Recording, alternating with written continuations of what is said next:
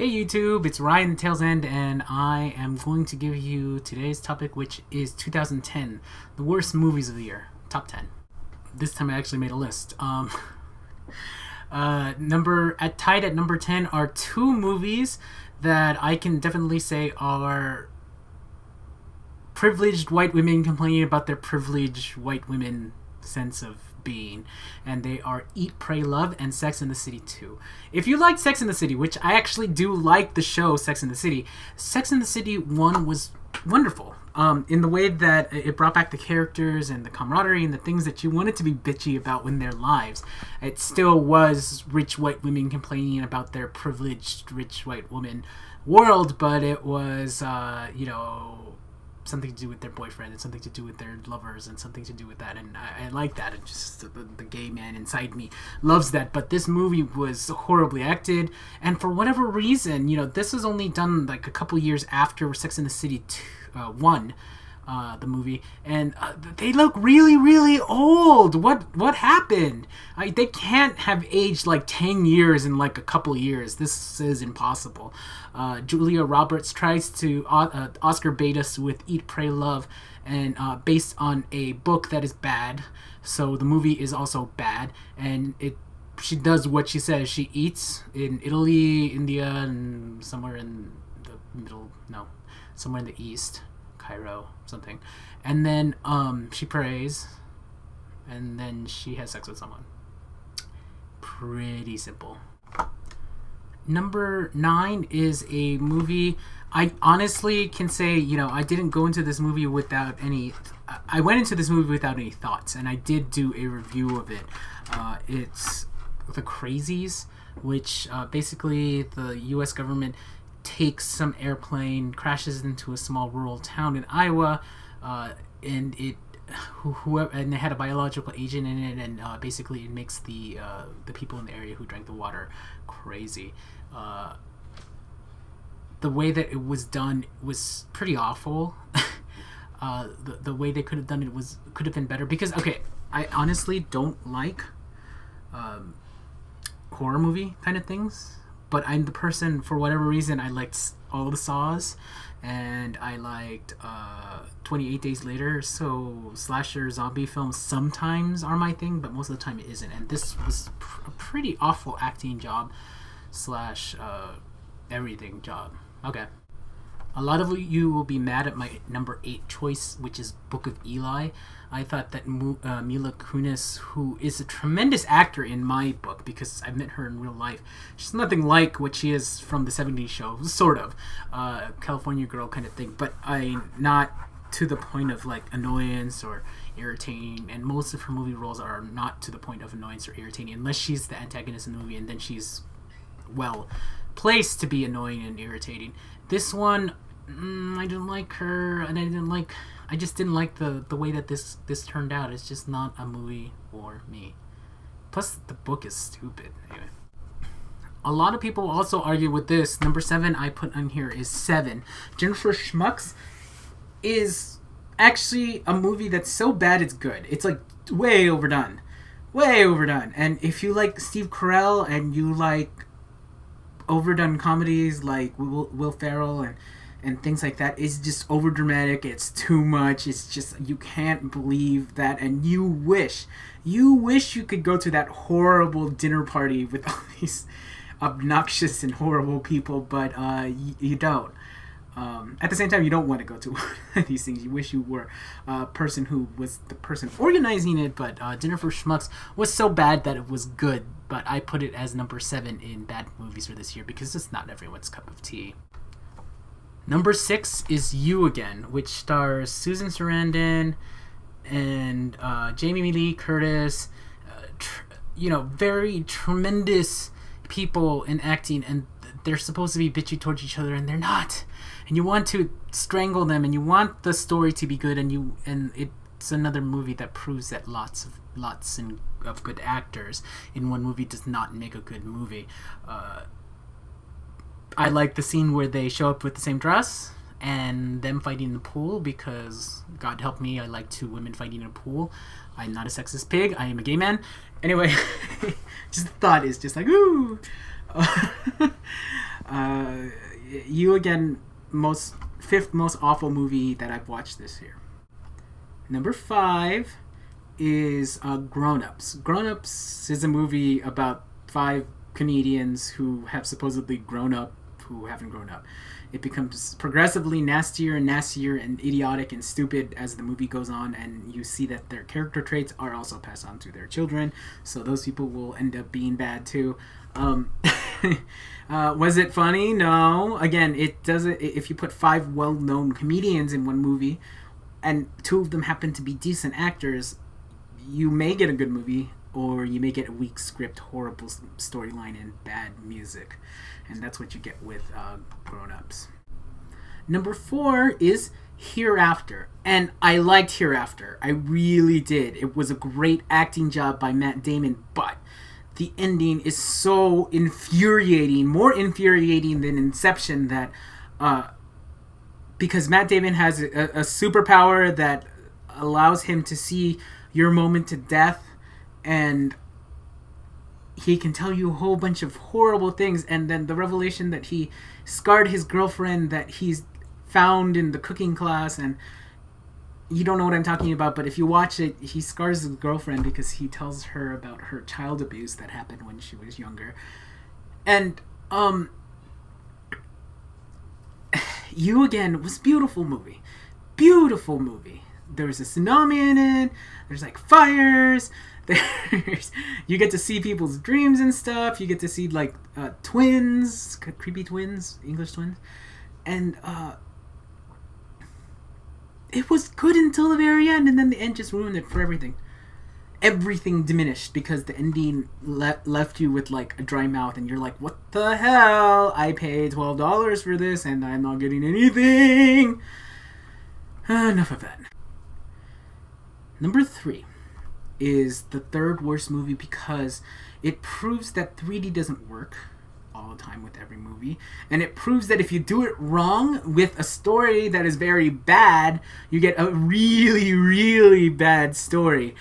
Clash of the Titans is I watched in 3D and regular D, 2D, and it was good for the scenes in 2D. For the scenes in 3D, it was like all off. Like it seems like the 3D wasn't 3-dimensional. It was like a 2-dimensional thing that shot out at you.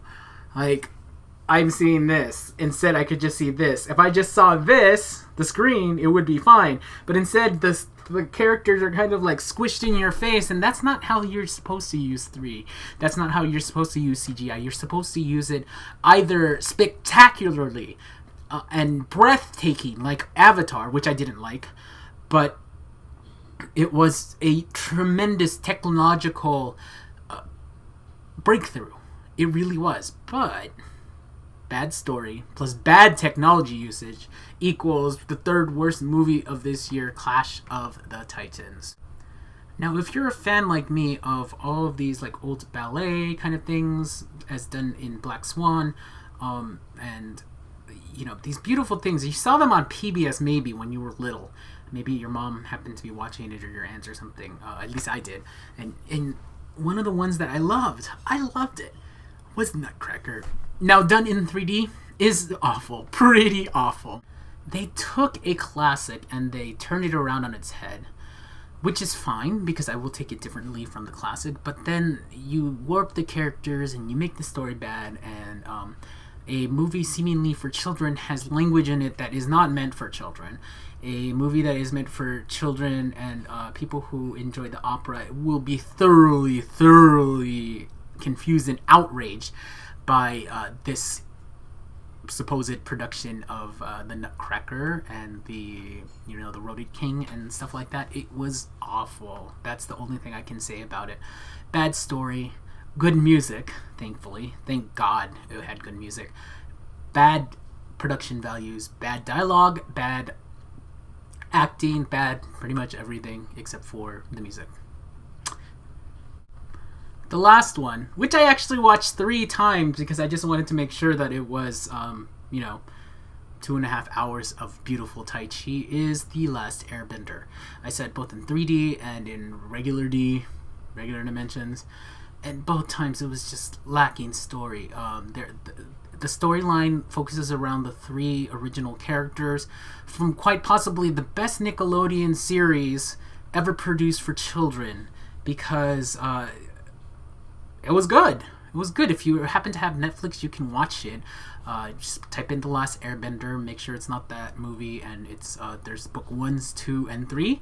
And I think they were looking to make it 1, 2, and 3, but after 1, I don't think that any studio will want to revive this because it was done by M. Night Shyamalan, and you've lost your touch. And it's just, it shows in this movie. You remove the character Sokka, which is the brother of the girl who is named, I forget, Katara, and then you find an airbender called Aang, except for in the movie they said Ung, even though in the manga and in the TV show it's Aang the airbender, not Ung the Arbender. What the fuck? Okay, I have to explain airbending. In this supposed world, there are 4 nations: the air nomads, the fire nation, the earth nation, and the water nations. The water nations are on the north and south pole, and that's where you find the first 2 characters, Sokka and Katara.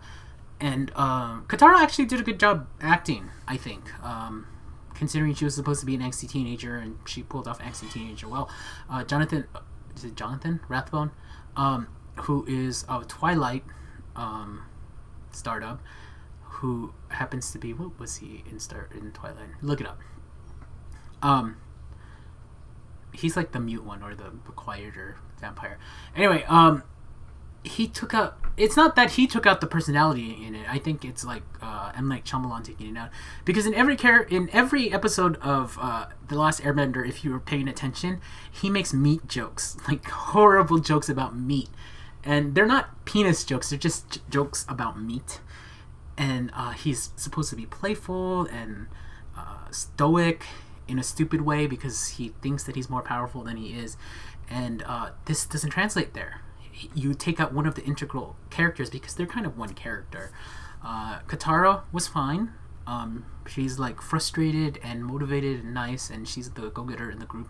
And not Aang is supposed to be a lot more bright and a lot more fun-loving, because the first thing he asks in the cartoon was, "Want to go penguin sledding?" Penguin sledding. He was trapped in an iceberg for 100 years, and he wants to go penguin sledding. And you see him penguin sled, and you wish you could penguin sled on the South Pole, but it didn't happen. All of the joy and funniness of this cartoon series and manga got taken away by M. Night Shyamalan in a 2.5 hour horrible thing. I mean, I understand that this was a whole book, and I understand that this was, it looks like it's more based on the series than the book, that it would have been very uncomfortable to remove some of the things in there because it was a whole season's worth of shows, which is, hours and hours, 8 hours long maybe. You don't want to watch an 8-hour movie? Maybe. I'd pay $15 if it was, good. But The Last Airbender is 2.5 hours of Tai Chi. Tai Chi. Ooh, ooh, ooh, ooh, ooh, ah, ah. Their acting was only slightly better than my acting, and I can't say how bad this movie was. The dialogue was bad, the acting was bad, and with fairly good actors, and they should have picked a kid that was more effervescent for Aang. I don't know who they would have picked, but it might not have even been the actor's fault. It's the stupid director or the producer who removed the storylines and the happiness from them. It's cool that they have supernatural powers and they're able to bend nature in such a way. And to take a movie that was based on such good cartoon and manga and kill it spiritually is very hard, and they happen to do it. And I know that lots of critics and lots of people who have watched the movie will agree with me that the number one horrible pick for this 2010 year, and I've been talking about it for over 5 minutes, The Last Airbender. Bye-bye. That is the worst of 2010. More bad than good movies this year. Bye-bye.